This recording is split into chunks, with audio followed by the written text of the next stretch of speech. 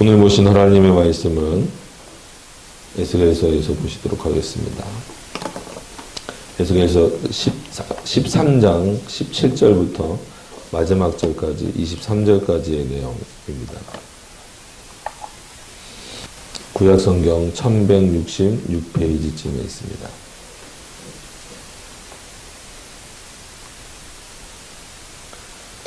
제가 봉독해 드리도록 하겠습니다.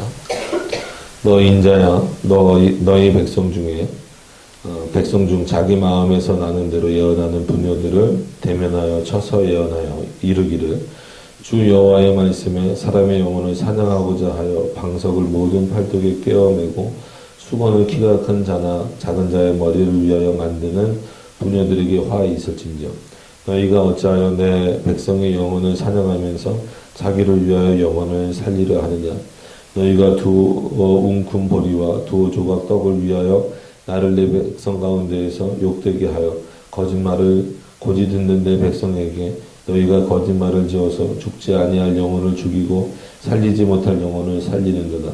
그러므로 나 주 여호와가 말하노라 너희가 새를 사냥하듯 영혼들을 사냥하는 그 방석을 내가 너희 팔에서 떼어버리고 너희가 새처럼 사냥한 그 영혼들을 놓으며 또 너희 수건을 짚고 내 백성을 너희 손에서 건지고 다시는 너희 손에 사냥물이 되지 않게 하리니 너희가 나를 여호와인 줄을 알리라. 내가 슬프게 하지 아니한 의인의 마음을 너희가 거짓말로 근심하게 하며 너희가 또 악인의 손을 굳게 하여 그 악한 길에서 돌이켜 떠나 삶을 얻지 못하게 하였은즉 너희가 다시는 허탄한 묵시를 보지 못하고 전복도 못할지라. 내가 내 백성을 너희 손에서 건져내리니 너희가 나를 여호와인 줄을 알리라 하셨다 하라. 아멘. 기도하도록 하겠습니다. 은혜와 복수하신 하나님, 오늘도 하나님의 말씀 함께 살펴보려고 합니다. 주께서 은혜 내려주시옵시고 하나님의 뜻을 더욱더 깨닫는 그런 시간들이 되게 하여 주셔서 오직 이 하나님의 말씀을 우리들에게 계시하시고 또 그 말씀을 통하여 역사하시고 또 우리에게 깨닫도록 하시는 성령 하나님을 의지하여서 이 시간에 하나님의 말씀을 나눌 때에 서로에게 하나님의 말씀을 깨닫는 귀한 은혜의 시간들이 되게 하여 주시옵소서. 예수님의 이름으로 기도드립니다. 아멘. 죄송합니다.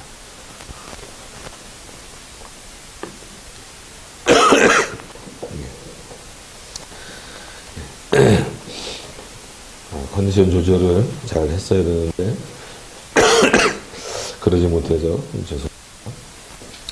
자, 오늘 말씀을 좀 보시면 일단 우리가 지난 시간에 거짓 선지자들에 대해서 물론 이제 경계해야 된다는 내용과 더불어서 거짓 선지자들 자체가 어떤 문제를 가지고 있는지 그래서 하나님이 거짓 선지자들을 향하여서 어떤 경고를 내리시는지 그러니까 백성들에게 직접적인 경고에 대한 것보다도 앞선 내용은 거짓 선지자들을 어떻게 하실 것인가 그 백성들을 하나님의 말씀대로 올바로 가지 못하게 만드는 즉 성령의 예언이 아닌 하나님의 신의 예언이 아닌 자기 마음대로 마음의 뜻대로 백성들에게 말해버리는 그래서 백성들의 귀만 즐겁게 해주는 그런 거짓 선지자들에 대해서 하나님이 어떻게 그 형벌을 내리시겠다라는 내용과 더불어서 또한 여전히 그것을 분별력 없이 듣고 있는 백성들에게 그 책임도 절대로 가감되지 않는다라는 것에 대해서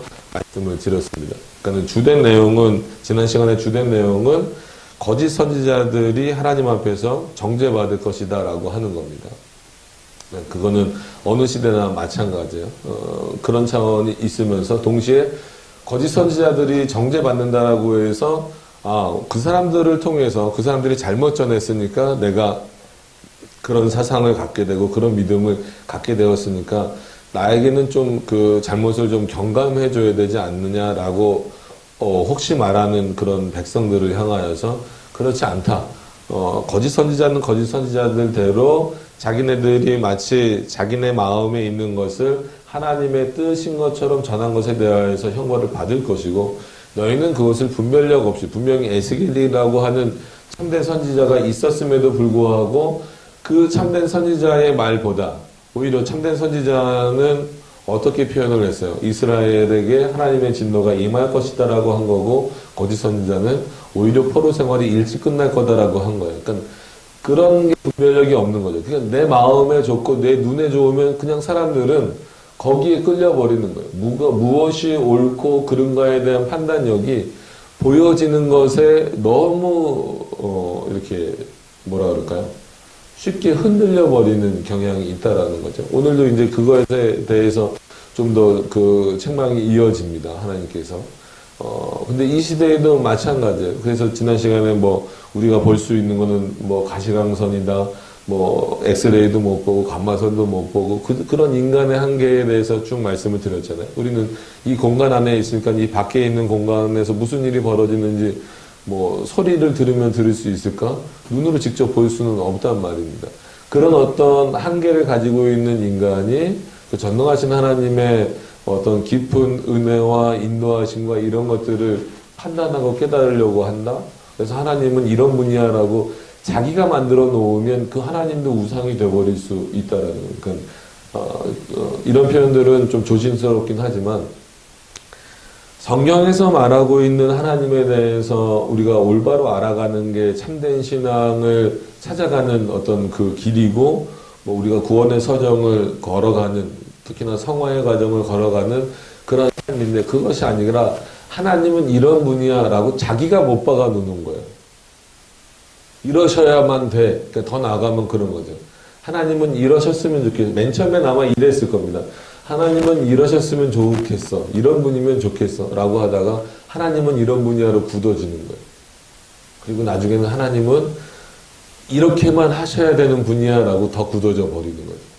그게 결국은 누구 쪽으로 더 당겨오는 거예요. 하나님의 뜻은 상관없이 내 뜻을 이루어 주셔야만 되는 분. 그래서 마치 물론 하나님이 우리의 도움자가 되시고 뭐 그런 분이시지만, 그분이 전능하시다, 창조주다, 우리가 그분의 말씀에 그러므로 순종해야 된다, 그가 우리를 택하셨다, 이런 개념이 앞서기보다는 뭐가 앞서는 거예요?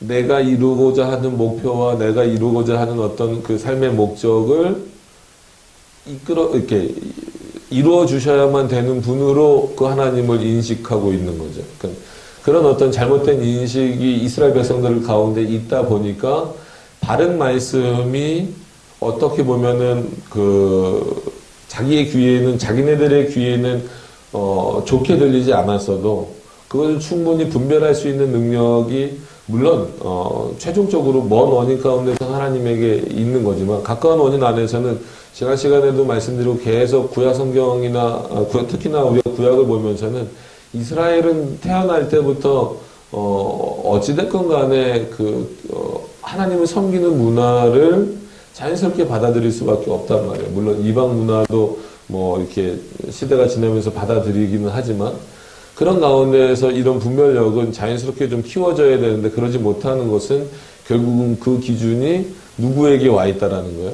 자기에게 와 있다라는 거예요. 그래서 아무리 하나님을 찾는다 할지라도 결국은 그래서 마태복음이나 이런 성경에 나와 있는 것처럼 주여 주여 하는 자마다 천국에 가는 것이 아니다라고 하는 것은, 거기서 말하는 주여는 당연히 하나님이라는 그 의미를 담고 있지만, 의미상은, 단어의 의미상은 그렇게 담고 있지만 그 부르는 자의 마음과 부르는 자의 신앙은 이미 하나님으로부터 멀리 떠나 있다라고 하는 것을 우리가 볼 수 있게 되는 겁니다. 그래서 우리가 신앙의 분별력을 갖는다라고 하는 것은 상당히 중요한 문제입니다. 그런 일이 없었을 때, 내 안에서, 아니면 뭐 우리 교회에서, 한국교회 전체에서 그런 모습이 없어졌을 때 어떤 일이 벌어지는가. 오늘은 이스라엘 민족 전체가 이미 뭐 그런 분별력을 상실한 상태니까 어디까지 지금 처참하게 떨어지는가 부분에서 이제 함께 보실 수 있습니다. 내용으로 들어가서 좀 보시면 17절에 보면 너 인자야, 이건 에스겔을 부르는 말씀이죠. 너의 백성 중에, 그러니까 에스겔에게 맡겨준 백성이라면 결국 누구 백성이겠어요? 하나님의 백성이죠. 그러니까 이거는 단순히 뭐 택자다, 유기자다 이거를 여기서 얘기하려는 건 아니고 그냥 민족적 이스라엘을 전부 다 표현하고 있는 겁니다. 너의 백성 중에 자기 마음에서 나는 대로 예언하는 자들이 있는데 앞에 거짓 선지자들에 대해서 분명히 하나님이 징계하신다고 했는데 또 누구지? 근데 대상이 바뀌었어요. 그 거짓 선지자들은 누구냐면 남자들인데 이제는 부녀들 그랬으니까 여자예요. 여자.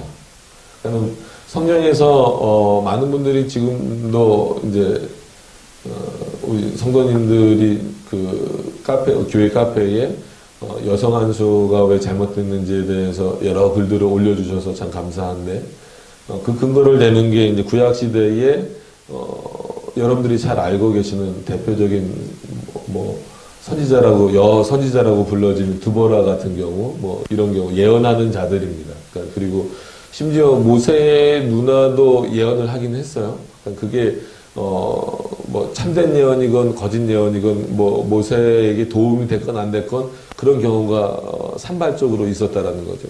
그랬을 때는 물론 어떤 그 당시 시대적 배경과 환경과 이런 것들이 있지만 중요한 것은 뭐냐면 오히려 오죽하면 하나님께서 그 당시에 남자들 즉 하나님의 말씀을 전해야 되는 자들을 부끄럽게 하시기 위해서 여자 선지자들을 세웠겠느냐. 그러니까 그거는 우리가 뭐 요즘처럼 이렇게 표현할 때 뭐 비상시국이다, 비상사태다, 뭐 그런 경우에 하나님께서 특별한 방식으로 허용하셨을 뿐이지, 마치 그것이 그것을 가지고 어떤 정당성을 말해서는 안 된다라고 하는 겁니다. 그래서 오늘은 이 부분에 대해서 이건 여성 비하적인 발언이 아니라, 에스겔에게 있어서는 조금 더 충격적일 수 있다라는 거예요. 이 백성들이 이제 거짓 선지자를 넘어서 마치 무당과 같은, 지금 우리나라로 표현하면 무당과 같은 그런 여인들의 말에 귀를 기울이고 있구나. 거기를 찾아가고 있구나라고 하는 것은, 어떤 면에서는 그 에스겔의 자존심도 상당히 상할 수 있는 상태라고 하는 것을 여러분들이 좀 인지하셨으면 좋겠습니다. 근데 결국 이 부녀들도 당연히 성령의 어떤 그 계시는 받을 수가 없는 상태란 말이에요. 그렇기 때문에 어떻게 표현을 했다 그랬어요. 자기 마음에서 나는 대로, 자기가 생각한 대로. 이게 물론 이제 그 배경을 보면 다른 신을 불렀다라는 표현을 써요. 뭐 주피터 신이요 뭐 그렇게 불렀다고 합니다. 근데 어쨌거나 어떤 신을 불렀든지 간에 뭐 하나님을 불렀던 아니면 이방신을 불렀던 그런 어떤 자들의 말을, 즉 하나님과 상관없는 자들의 말을 누구의 말보다 더 귀를 기울이는 거예요. 에스겔의 말보다 더 귀를 기울이고 있다라는 거예요. 그러니까 이게 지금 이스라엘 백성들이 처해 있는 신앙의 상태입니다. 그래서 어느 시대가 하나님의 말씀이 풍성한가를 따질 때에는 단순히 성도의 수가 많다, 아니면 말씀이 풍성하게 전해지는 어떤 그런 채널이 많다, 이런 어떤 그런 것으로 판단할 수 없다라고 하는 겁니다. 그래서 오히려 아주 그 척박해 보이는 그 시기에 하나님의 말씀이 더 풍성하게 부요하게 드러나는 경우도 있고, 그래서 우리가 찬송도 시편을 부르고, 물론 이제 시편이 시라는 의미도 있고 찬송이라는 뭐 의미도 있기 때문에도 있지만, 참 또 다윗이 다 쓰지도 않았잖아요. 그럼에도 불구하고 다윗도 그렇고 솔로몬도 그렇고 뭐 아굴의 잠언도 있어요. 그러나 대표적으로 다윗이 대부분 많이 썼죠. 근데 다윗이 어느 곳을 다닐 때에 아주 중요한 그 시편들이 많이 기록이 되나요? 그가 왕의 자리에 있을 때에도 정말 훌륭한 어떤 그런 표현들이 나오지만, 그가 사울왕에 쫓겨 다니는 그 순간에 어떻게 보면은 참 귀한 내용들이 성경에 많이 표현되고 있다라고 하는 거예요. 그래서 눈으로 보기에 좀 하나님의 말씀이 좀 이렇게 핍박받는 것 같고, 또 이렇게 뭐라 그럴까요? 좁아지는 것 같은 그 시기가 오히려 좀 더 풍성한 내용들이 좀 많이 전해졌던 시기가 아닌가. 그래서 신약시대에도 보면은 물론 12사도를 그 바울보다 뭐 우열을 두자 이런 얘기는 아니지만, 12사도가 그 말씀을 전하는 그 내용도 너무나 풍성하지만, 바울이 그렇게 핍박을 당하면서 전했던 그 내용들을 우리가 무시할 수 없잖아요. 그래서 신약도 대부분의 그 성경이 뭐 신약 성경 27권 중에 거의 16권 정도를 바울이 썼으니까 그 정도로 이제 풍성한 내용들을 담아낸 겁니다. 그래서 역사상 또 보더라도 종교개혁 이제 502주년입니다. 그래서 오늘 저녁에도 종교개혁 특강 비슷하게 이렇게 가서 또 말씀을 증거해야 되지만 많은 교회들이 이제 종교개혁 기념 강좌 열고 이제 그렇게 합니다. 이제 뭐 저희도 계획을 하고는 있지만 앞으로 이제 그거는 같이 또 상의하면서 이제 하려고 합니다. 근데 중요한 것은 뭐냐면 그렇게 많은 내용들이 왜 풍성하게 나왔던 시기를 지금 시대보다도 자꾸 종교개혁을 기념하고 또 그 시대에 어떤 내용들이 풍성하게 전해졌는가를 확인하려는 이유는 오히려 자유로운 그 시대보다도 그렇게 좀 핍박이 있었고 그 다음에 하나님의 말씀을 올바른 하나님의 말씀을 바르게 전하기 힘들었던 시대에 오히려 하나님은 더 풍성하게 은혜를 부어주시는 그런 경우가 많았다라고 하는 겁니다.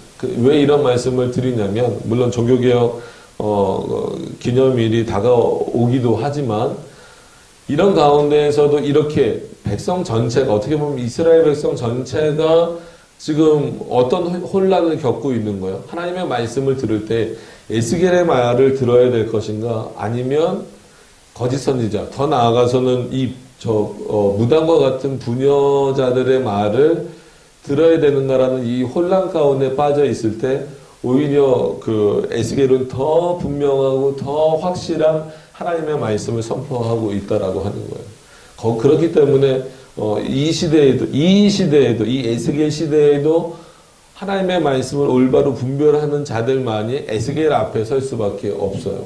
대부분 많은 사람들. 그래서 마태복음에 나오는 대로 너희가 좁은 길로 가라.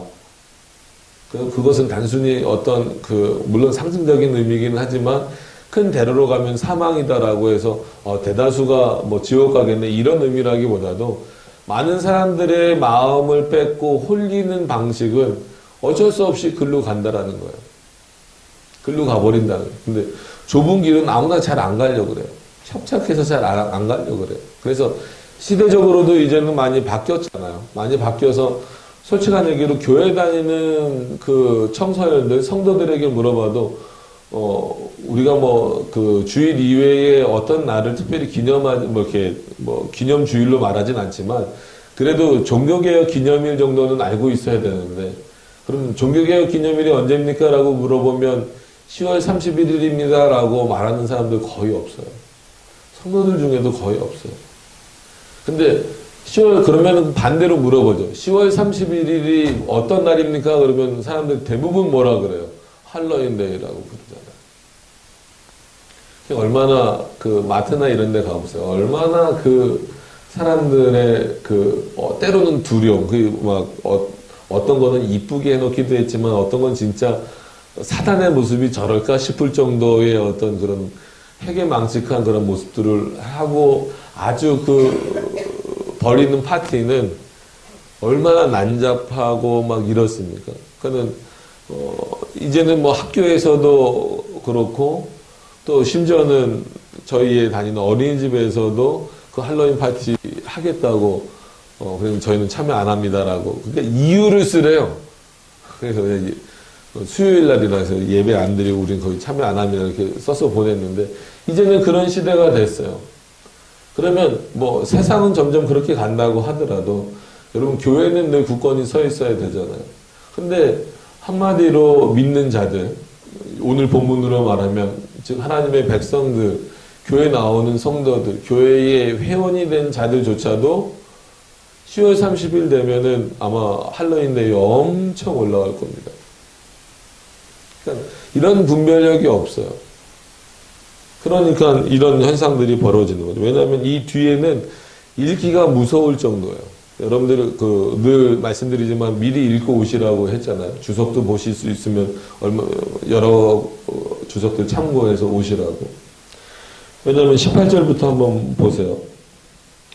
이르기를 주 여호와의 말씀에 사람의 영혼을 사냥하고자 이거는 지난 시간에 거짓 선지자들을 향해서 표현했던 것보다 어떻게 보면 더 강력하고 어떻게 보면 더 노골적이면서도 정말 더 핵심적이고 본질적인 그들의 어떤 잘못된 부분과 실제 마음, 거짓 선지자들의 실제 마음을 알려주는 거예요.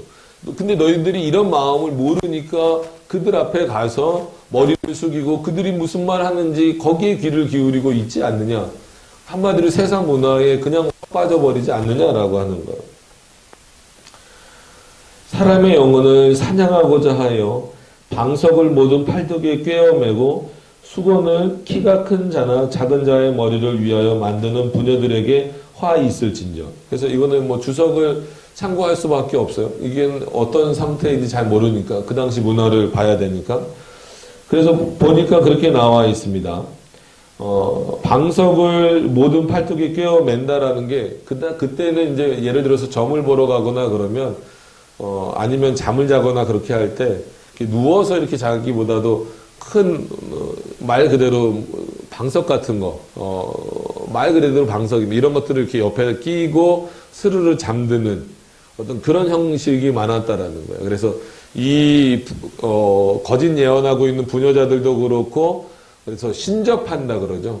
신접하는 그런 개념 자체도 마치 그렇게 해서 이렇게 잠드는 형태로 이렇게 무의식에 빠지게 하는 그런 형태로. 그러니까 보여지기에는 얼마나 신비롭고 그런 의식입니까? 그래서 우리가 오늘도 성찬식을 한다고 했지만 그래서 예배 모범도 여러 가지 내용이 있어서 찾아봤어요. 그래서 허용하는 정도가 이제 먼지나 이런 것들이 들어가지 않기 위해서 그냥 천을 이렇게 좀 덮어둘 수는 있다. 그 정도까지 이렇게 예배 모범에서 뭐 허용을 하고 있을 정도입니다. 그러면서도 그것이 그 의식이 하나님의 말씀을 이렇게 왜곡하거나 아니면 성도들로 하여금 하나님의 말씀으로 올바로 죄송합니다. 가지 못하도록 만들어 버리게 되면 그것은 한마디로 그 의식 자체가 뭐다? 유혹거리가 되어버린다는 거예요. 그러니까 오늘도 이스라엘 백성들이 어떻게 유혹을 당하냐면, 그러니까는 이 여인들은 어떻게 하려고 그래요, 지금? 이 영혼을, 이 사람의 영혼을 사냥하고자 하는 자들인데, 방석을 만들어 놨다라는 것은 아까 그 당시의 문화라고 표현할 수도 있지만, 그 문화를 더 화려하게 만드는 거예요. 그러니까 보세요. 방석을 이렇게 메고, 이렇게 스르르 잠드는 식으로 이렇게 있어서, 그러면은 뭐 여러분 그 최면해서 요즘에 뭐 과거도 보고 우리는 전생을 믿을 수가 없죠. 믿을 수가 없지만 전생에 뭐 했는지 보고 뭐 그게 이제 뭐 수사 기법까지도 들어왔다라는 거를 여러분들 아시잖아요. 그러니까 그런 거 하다 보니까 대단해 보이는 거예요. 그래서 칼빈은 이 방석을 잘못된 의식으로 해석을 해요. 거짓 의식.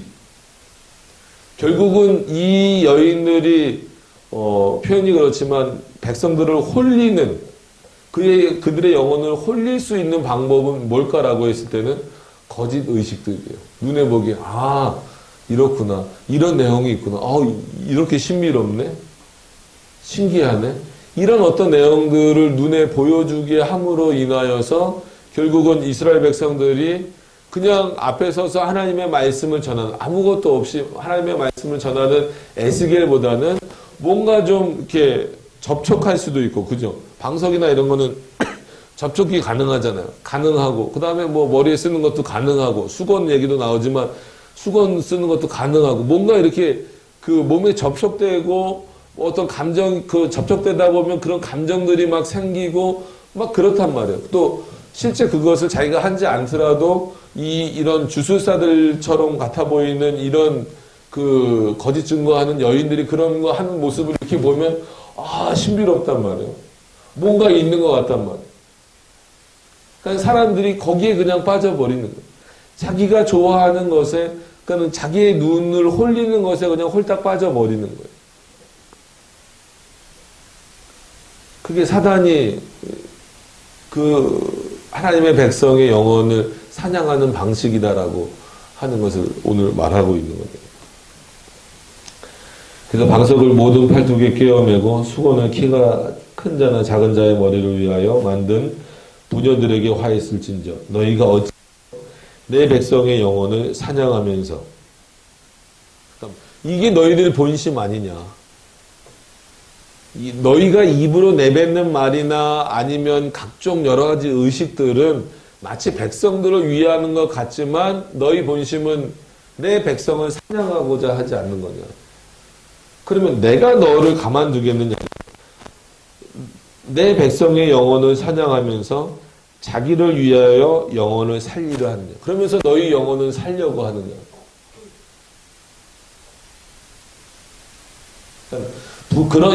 이런 어떤 부녀자들의 거짓된 예언을 듣고 있는 백성들도 참 한탄스럽지만 그들의 본질적인 내용이 뭔지를 정확하게 깨닫지 못하고 있는 그 내용들이 더 문제예요.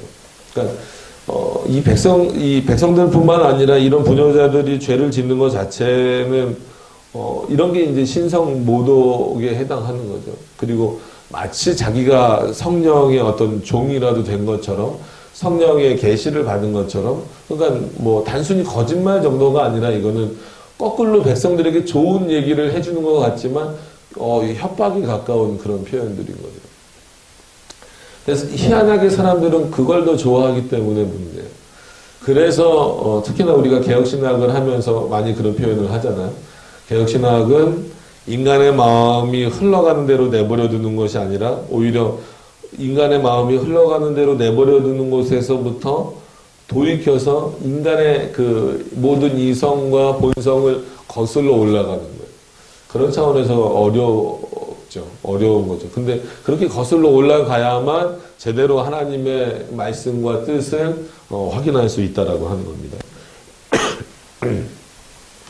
그래서 19절로 넘어가서 보시면 또 그렇게 표현하고 있습니다. 너희가 두어 웅큼 보리와 두어 조각 떡을 위하여 내에서 욕되게 하여 거짓말 곧 고지 듣는 내 백성에게 너희가 거짓말을 지어서 죽지 아니할 영혼을 죽이고 살지 못할 영혼은 살리는도다. 그러니까 이거는 조금 더 자세히 보시면 너희가 두어 웅큼 보리와 두어 조각 떡을 위하여 저는 이 여인의 죄를, 이런 여인들의 죄를, 더 깊은 죄로 보고 있는 거예요. 이거는, 그런 예와 비슷한 겁니다.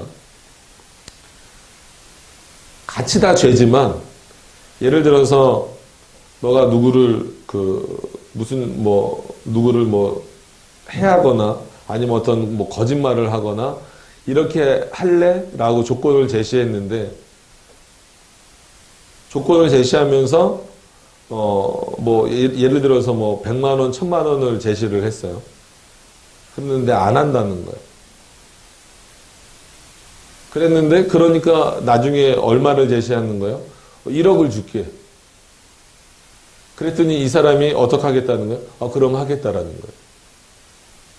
그럼 잘 생각해 보세요. 칼빈이 주석에서 지금 들고 있는 예를 제가 우리가 좀 이해하기 쉽게 한 번 더 바꿔서 드는 거예요. 그러니까는 죄를 똑같이 결과론적으로는 죄를 똑같이 지은 건데, 예? 죄를 똑같이 지은 건데 어떤 이 볼펜으로 한마디로 다른 사람을 누굴 죽여라 아니면 해를 가하고 와라 했을 때 진짜 한 100만 원, 한 10만 원, 이 정도 줄 테니까 해라. 나는 그렇게는 안 합니다. 할 수 없습니다. 했는데 1억, 10억을 제시했을 때에는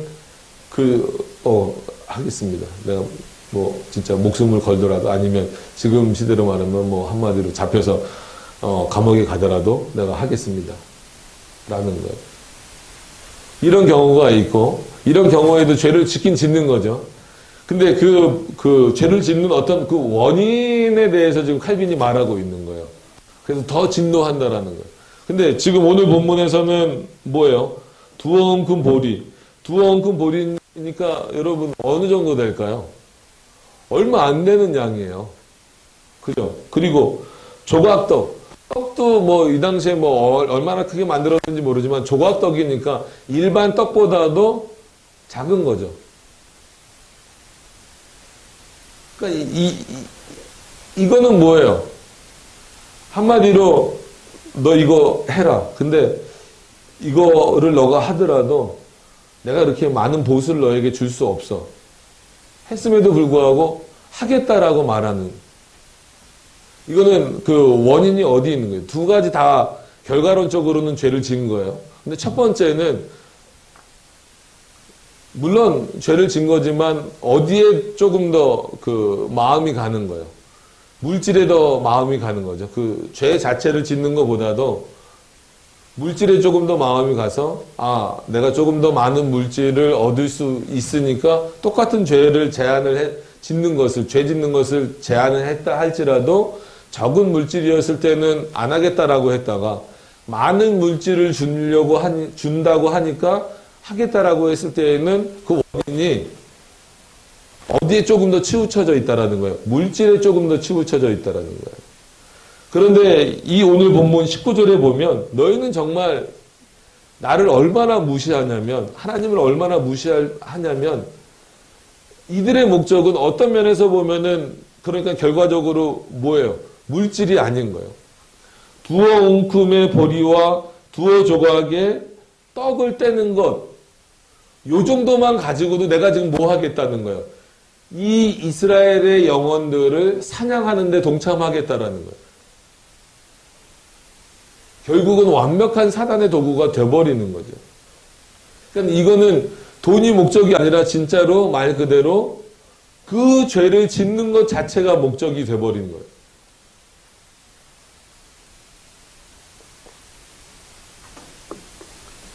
그러니까 칼빈이 주석에서 이런 예를 제가 지금 들은 예를 똑같이 들면서 표현하는 그 의미 덧붙여서 이제 그것을 왜 그런 예를 들었는가를 하면서 죄의 원인이 물론 죄를 짓는 것은 똑같지만 조금 더 물질에 가 있느냐 아니면 이거는 그런 물질도 아니고 단순히 어디에 있는 거예요? 단순한 것보다 더 본질적으로 그 죄를 깊이 짓고 정말 이스라엘 백성들을 더 하나님의 말씀으로 못 돌아오게 만드는 그것 자체가 원인이라는 거예요. 그것 자체가 목적이라는 거예요. 이 사람들.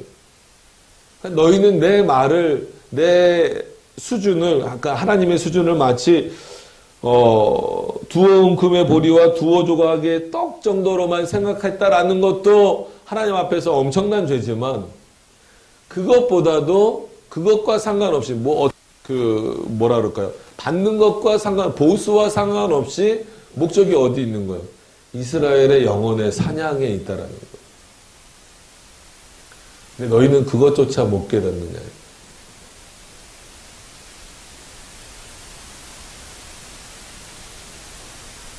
그러니까 어떤 면에서는요, 지금도 거짓 선지자들을 분별해내야 되는 시대입니다. 특히나. 근데 대부분, 거짓 선지자들이나 이단들은 오히려 칼빈이 든 예로 보면 전자인 경우가 많아요. 돈이 목적인 경우가 많죠. 근데 그 개 중에는 돈보다도 돈 필요 없고 실제로 그 영혼을 죽이는 것, 자기는 죽인다라고 말하진 않죠.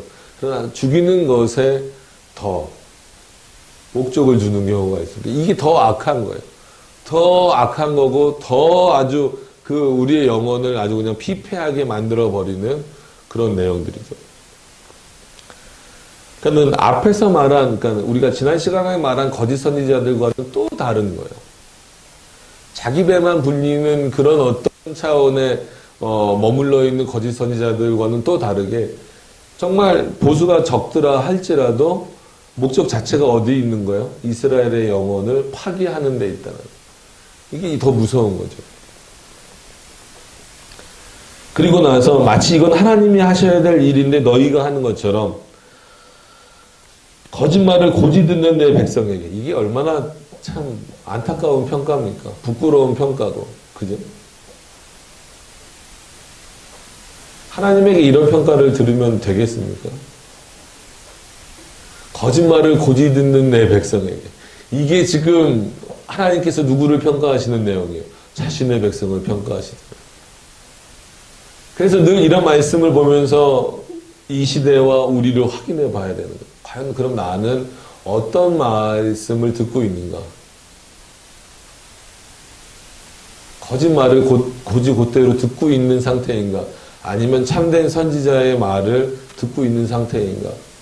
참된 하나님의 말씀의 선포를 듣고 있는가? 여러분, 그거를 확인하는 게 우선의 목적이에요.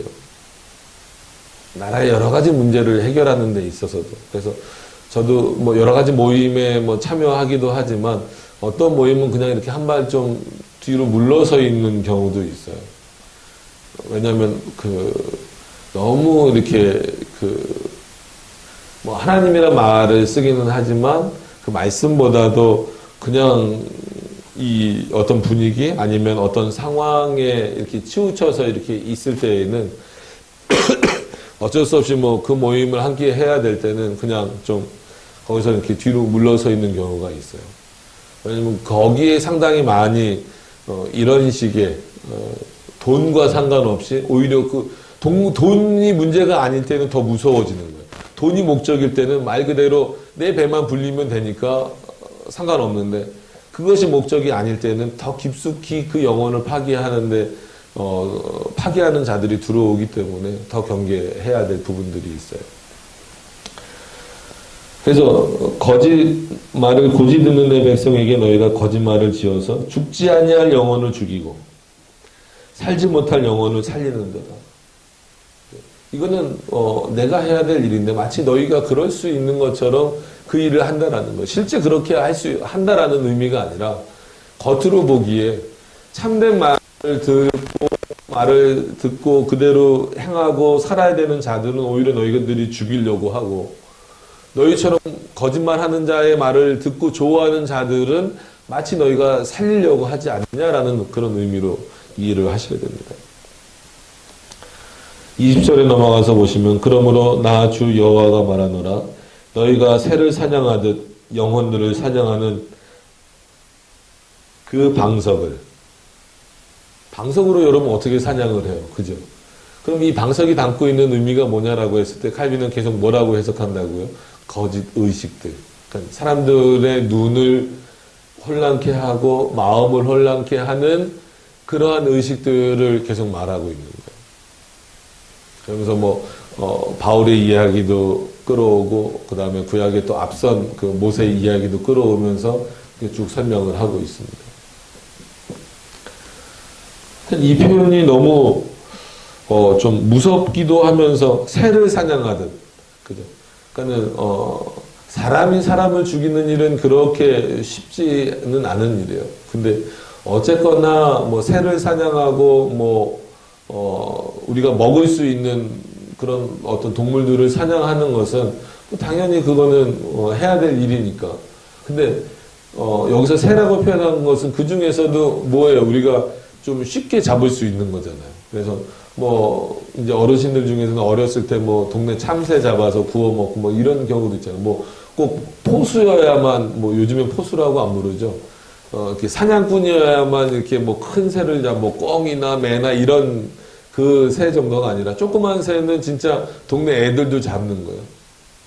그렇게 쉽게 새를 잡듯이 사냥하듯이 영혼들을 사냥하는 그 방석을 내가 너희 팔에서 떼어버리고 너희가 새처럼 사냥한 그 영혼들을 놓으며 그게 내가 해야 될 일이라는 거예요. 즉 하나님이 하셔야 될 일이지만 에스겔이 해야 될 일이에요. 지금 에스겔이 지금 누구랑 대결해야 되냐면 그래서 에스겔 입장에서 약간 자존심이 상할 수도 있다라고 말하지만 주석에서는 뭐라고 말하냐면 자존심이 상할 이유가 없다라는 거예요. 지금 자존심 상할 만한 상황이 아니라 더 급박한 상황이에요. 왜? 지금 이스라엘의 영혼들이 어떻게 되고 있으니까 한마디로 새가 사냥되듯이 사냥되고 있으니까 빨리 뭘 없애야 돼요. 이 여인들이 가지고 있는 그 무기, 그 백성들을 잡아 죽이고 있는 그 무기인 방석과 같은 그런 내용들 실제 방석이었겠죠. 그러나 그것은 상당한 뭐예요? 그 영혼을 혼란케 만드는 의식이란 말이에요. 그럼 보이는 내용들을 빨리 제거해 버려야 되는 거예요. 그 일을 누가 해야 되겠어요? 당연히 하나님이 하시지만 누구를 통해서 하시겠다는 거예요? 에스겔을 통해서 하시겠다는 거예요. 선지자들을 통해서 하시겠다라고 하는 거예요.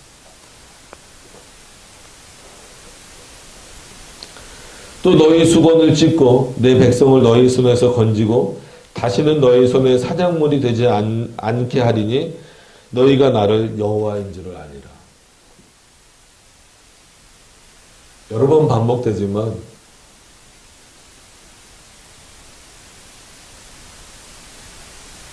마치 요한계시록에 그렇게 비슷하게 반복되는 표현이 뭐가 있죠?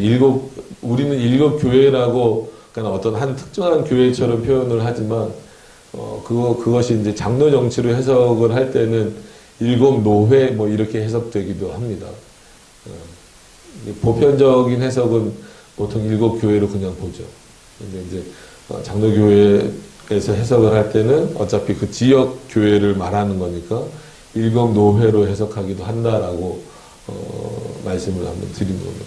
그러면서 주로 그 일곱 교회를 이렇게 향하여서 말씀하실 때 마지막 부분에 나오는 표현이 뭐예요? 들을 수 있는 자는 들을 것이다. 표현입니다. 성령께서 귀 있는 자는 듣게 하신다.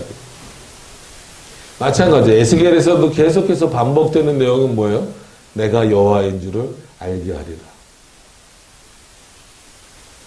여기에는 여러 가지 의미가 오늘은 물론 뭐 다른 또 오늘 본문에서도 한 번 더 언급되지만 여러 가지 의미가 농축돼서 나오는 거죠. 어떤 차원입니까? 이런 여인들에게 있어서는 그런 어떤 그 방석을 뺏고 그들의 수건을 뺏고 그들의 어떤 잘못된 내용들을 심판하시면서 여호와가 누구신지 알겠다라고 알게 하시는 방식이고 또 에스겔을 통해서 그 백성들을 건져내신다라고 하는 의미는 건져내심으로 말미암아 여전히 하나님께서 그 백성들을 사랑하시고 거짓말을 듣고 거짓말을 진짜처럼 듣고 그게 좋은 것처럼 따라가고 있고 눈에 보이는 그 방석 그 거짓된 의식이 좋은 것처럼 따라가고 있는 그 백성들을 그래도 여전히 사랑하셔서 건지시려고 하는 그 내용을 통하여서 이스라엘 백성들로 하여금 여호와가 누군지 알도록 하시겠다라고 하는 거예요. 여러분 그런 차원에서 오늘 우리도 여전히 여호와가 누구인지를 분명히 알아야 돼요. 그래서 하나님에 대한 지식이 믿음이다라고 하는 그 칼빈의 표현은 결코 틀리지 않았다라고 하는 것을 여러분들이 늘 기억하셔야 됩니다. 그건 단순히 세상에서 뭐 수학 영어를 어느 정도 수준 높게 올라가는 이 정도 수준이 아니라 궁극적으로는 성령 하나님의 조명하심의 역사가 있어야 됨에도 불구하고 당연히 하나님을 아는 지식이 없이는 망한다라고 성경에도 말하고 있는 것처럼 여러분들이 분명히 그것을 기억을 하셔야 돼요. 어떻게 보면 이스라엘 백성들이 하나님을 아는 지식이 부족한 그러니까 하나님에 대해서 모른다라는 게 아니라 하나님에 대해서 올바로 알지 못하기 때문에 어려서부터 그렇게 익숙하게 하나님을 섬기는 것을 알고 있음에도 불구하고 그 귀는 어디를 향해서 열려져 있는 거예요? 참된 에스겔 선지자를 향해서 열려져 있기보다는 누구? 자기 귀에 좋은 얘기를 해주는 그리고 자기 마음에 있는 것을 얘기해주는 그리고 화려하게 좋은 방석과 이런 것들을 유혹하는 심지어는 어디에게까지 여인들에게까지 그 마음을 뺏겨버리는 상태에 돼버렸어요. 상태가 지금 돼버렸어요. 이 이스라엘 백성들이.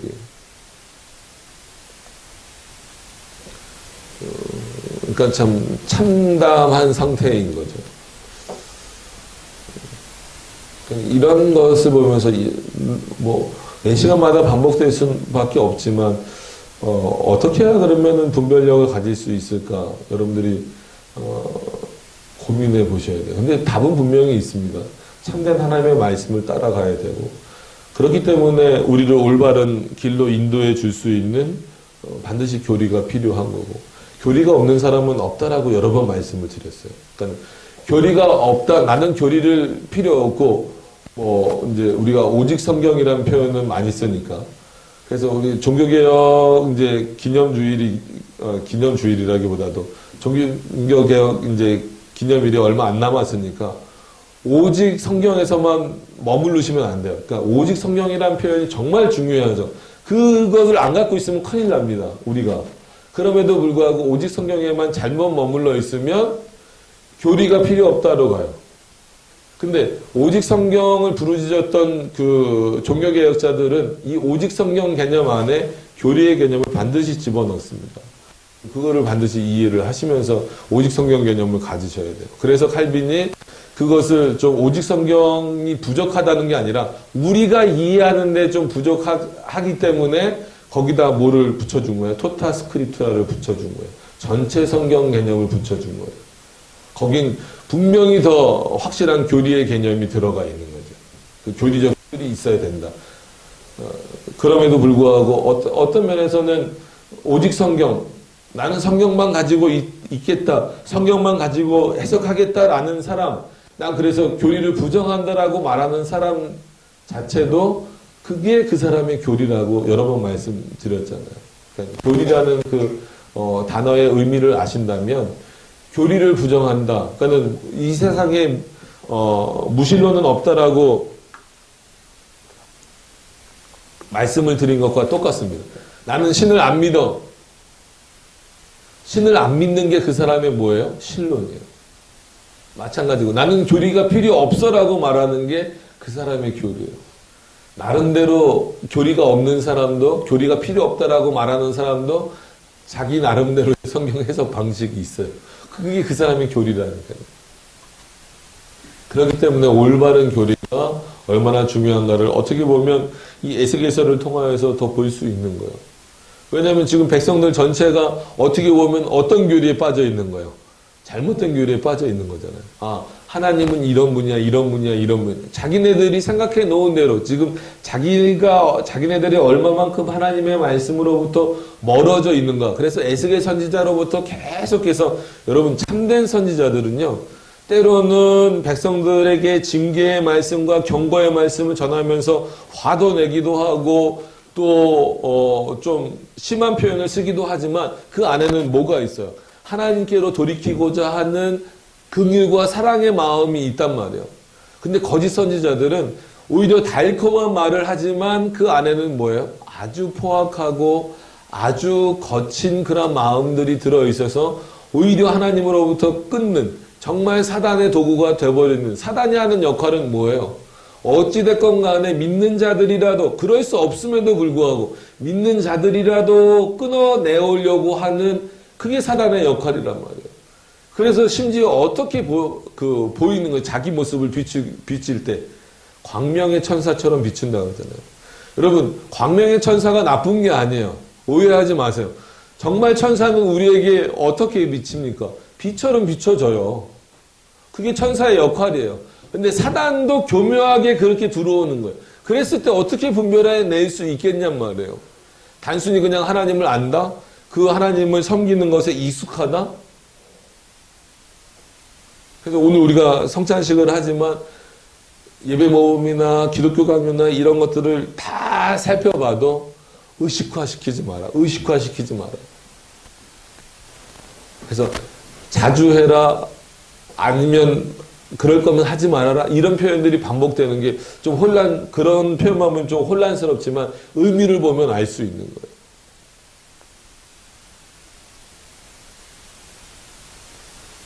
그래서 신중하게 정해라. 신중하게 정해라. 그런 표현은 마치 오늘 모를 뺏는 방식이에요. 이 여인들로부터 그 백성들을 유혹하는 방석을 뺏어버리잖아요. 근데 천주교는 그걸 던져줘 버린 거예요. 성도들한테 던져줘 버리니까 거기에 그냥 확 몰두해 버리는 거예요. 확 빠져들어가 버리는 거예요. 화려하니까 거기에 그냥 확 빠져들어가 버리는 거예요. 웅장함에 빠져들어가고 화려함에 빠져들어가고 겉으로 보이는 그 거룩함에 빠져들어가는 그랬을 때는 거기에는 하나님이 안 계신 경우가 많죠. 그 뒷부분을 조금 더 보시죠. 23절까지니까. 내가 슬프게 하지 아니한 의인의 마음을 너희가 거짓말로 근심하게 하니. 그죠? 심지어는 의인들도 흔들어 버린다는 거예요. 여기서 의인은 뭐겠어요? 에스겔의 말을 듣는 사람들이잖아요. 단순히 택자, 유기자 이렇게만 생각하시면 안 됩니다. 그래도 그 중에서 뭐예요? 하나님의 말씀을 듣는 자. 그건 당연히 그건 택자인 거죠. 그럼에도 불구하고 여기서 이렇게 탁 이렇게 구분하는 것보다도 그런 자들까지도 어떻게 되고 있다는 거예요? 너희 말 때문에 지금 근심하고 있다는 거예요. 에스겔 선지자의 말이 맞는 것 같은데, 즉 하나님의 진노가 임하는 게 맞는 것 같은데, 저 여인들의 말을 듣고 보니 어떻다는 거예요? 당연히 거짓 선지자들처럼 어떻게 표현했겠어요? 포로 생활이 끝날 것이다. 곧 끝날 것이다. 하나님 너희를 구해줄 것이다. 이 말을 듣다 보니까 이게 누구의 말이 맞는 거지? 분명히 에스겔의 말이 맞는 것 같은데, 또 저 선지자처럼 보이는 저 여인들, 저 화려하고 진짜 뭔가 신비롭게 뭔가 이렇게 받아서 막 알려주는 저 사람들의 말이 또 옳은 것 같기도 하고, 이런 혼란감을 주는 거예요. 너희가 내가 그렇게 하지 않았는데 너가 내 의인들을, 내 말을 듣고 있는 의인들을 그렇게 하느냐? 그게 얼마나 큰 죄인지 아느냐? 라고 하는 거예요. 어느 시대나 이런 혼란은 있습니다. 그래서 참된 신앙을 향하여 걸어간다는 게 결코 쉬운 일이 아니에요. 왜냐하면 옆에서 자꾸 흔들어요. 성도들도 흔들고 목사도 흔들림을 당해요. 앞에 서 있는 목사는 괜찮을 것 같죠. 그렇지 않아요. 왜 꼭 그렇게만 해야 되냐, 뭐 해야 되냐, 뭐 해야 되냐. 어떻게 보면 강도의 차이가 있을 뿐이지, 여러분들이 뭐 혹시 주변에서 뭐 꼭 그런 뭐 그렇게 개혁신학을 추구하는 교회를 다녀야 되느냐, 뭐 해야 되느냐, 꼭 그렇게만 해야 되느냐, 이런 얘기를 혹시 들으실 수 있을 거예요. 그런 것처럼 저는 더 많이 들어요. 야, 나도 개혁신학해. 이게 제일 난감한 거예요. 저 몇 번 말씀드렸지만 군대에서도 오히려 선임들이 술을 권할 때 안 다니는, 교회를 안 다녔던 선임들은 몇 번 권하다가 전도사까지 하다가 왔습니다 하고 하면은 안 권해요. 그래? 그럼 먹지 말아야지. 오히려 그러는데 거기서 제일 진짜 미운 사람이 누구냐면, 나 교회 다니다 왔어. 나 청년부 회장까지 하다 왔어. 이런 사람, 이런 선임들이 있어요. 정말 한 대 저 끌고 가서 때려주고 싶은 거예요. 그런 어떤 모습들이 많아요. 지금도. 개혁신학, 야, 나도 개혁신학해. 근데 뭐 그렇게까지 해. 네? 그렇게까지 해. 그래서 이건 실제 누가 그분이 보던 말던, 교회가 아니라 반석 튤립 신학교 만들려고 그래? 그런 얘기도 들었어요. 신학교 되면 어때요? 그죠?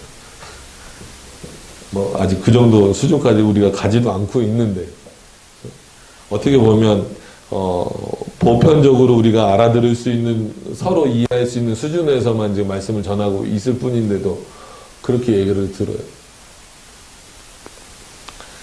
그러니까 그런 근심을 하게 만든다는 거죠. 너희가 또 악인의 손을 굳게 하여 그 악한 길에서 돌이켜 떠나 삶을 얻지 못하게 하였습니다. 그러니까 마음을 굳게 하여와 손을 굳게 하여를 칼빈이 구별해서 설명을 하더라고요. 그러니까 마음을 굳게 한다는 것은 실제 행동으로 나타나지 않고 마음이 하나님으로부터 멀어졌다는 건데, 손이 굳어진다는 것은, 손이라는 것은 실제 행동을 말하는 거잖아요. 그러니까 실제 행동으로 이제 막 옮겨지는 거예요. 자신감이 붙는 거예요. 하도 거짓 선지자들의 말을 듣다 보니까, 아, 이게 옳은 거구나. 이게 맞는 거구나 하니까 거기로 그냥 막 확 빠져버리는데, 오늘은 여인들이 하는 말.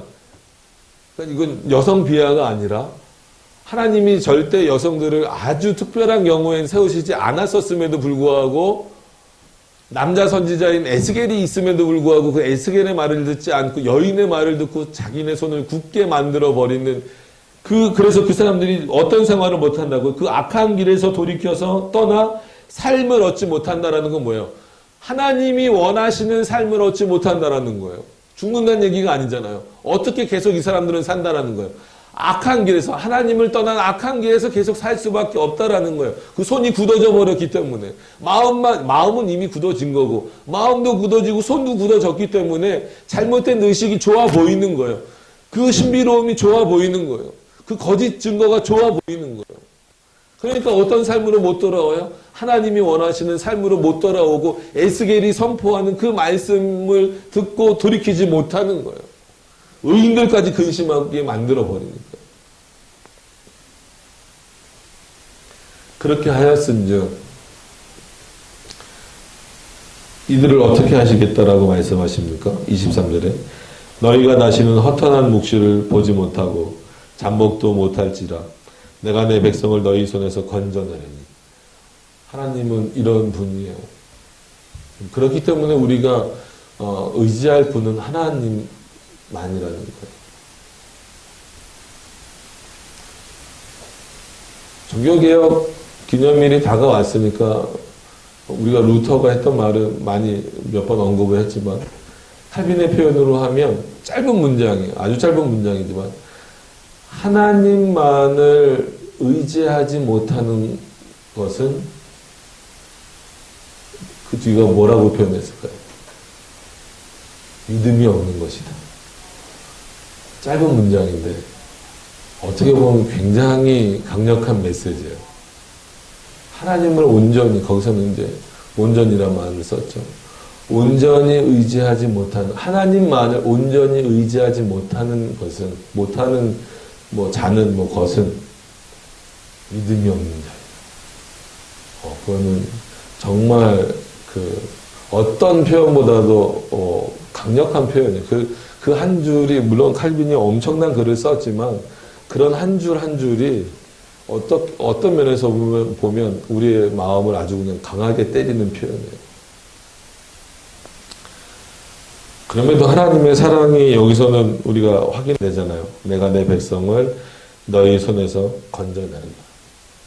거기에 그냥 두지 않게 하겠다라는 거예요.